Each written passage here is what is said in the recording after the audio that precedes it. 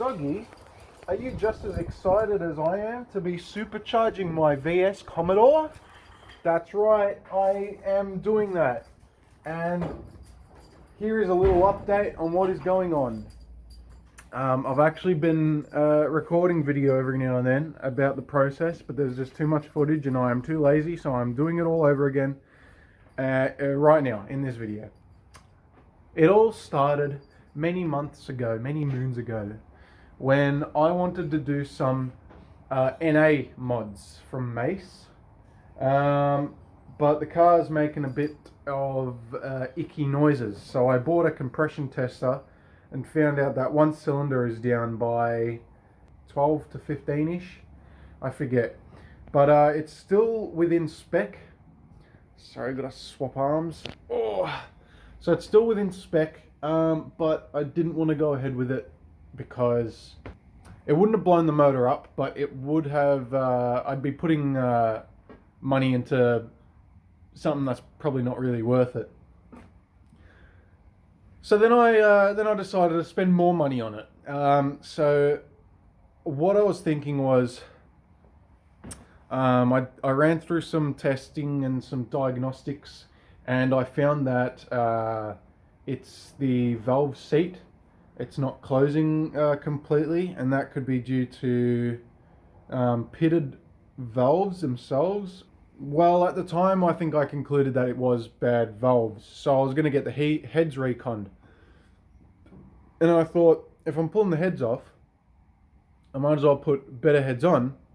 And the better heads are the L67 heads, and I might as well supercharge it while I'm at it. So that's what I've been doing for the past couple months. These are my two shelves of supercharger parts.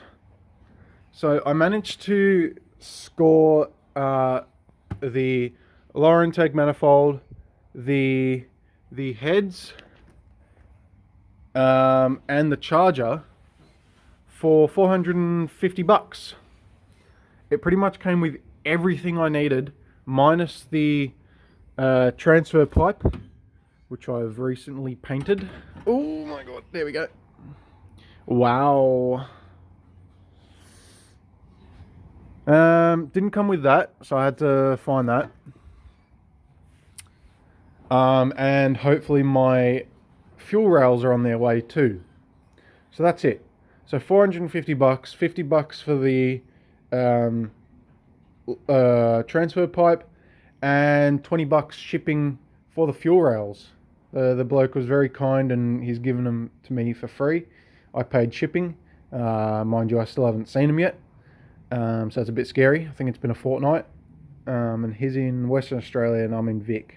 You guys are thinking $520, right? Bit closer to $2,000. Actually, a little bit above it. A little bit above $2,000 at this point.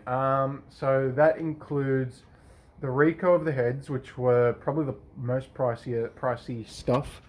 600 for Rico of the heads. They were in pretty rough shape. I've gone and put new valve seals in it, as well as hardened valve seats. So the Sunbury cylinder heads, he took out like a fair bit of material and then he put hardened seats in it. So pretty much these heads will never need to get reconditioned ever again. So that accounts for maybe $1,000. So where's the other $1,000 going into? I bought an AFR gauge for $300. So where's the other $700? Pretty much everything else to make it work. Belts, hoses. So a little lesson from me to you. You might think you're getting a good deal until you consider literally everything else that goes into it. Yeah. So it'll be worth it. It'll be worth it. I'm pretty much going to leave it stock aside from a little bit of porting.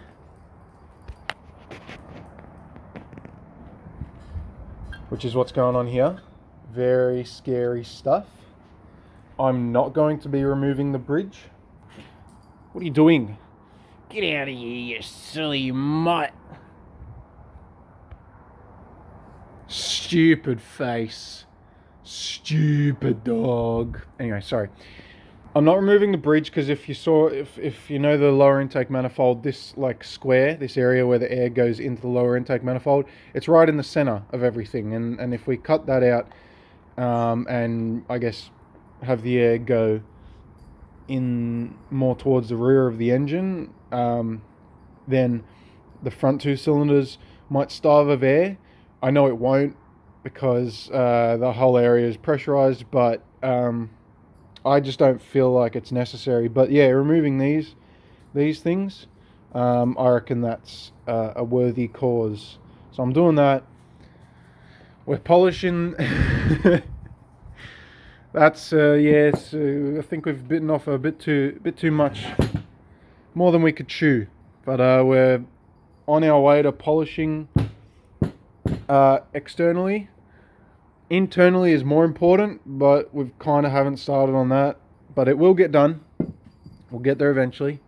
And yeah, so that's pretty much what we're up to. I literally have everything I need to do this conversion, minus the fuel rail, the chip, which I'm picking up tomorrow to make it run, a heavy duty supercharger coupler, which connects the snout to the gears, and the 10 psi pulley and belt.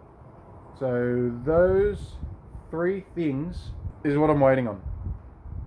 Sorry, 4. Yeah.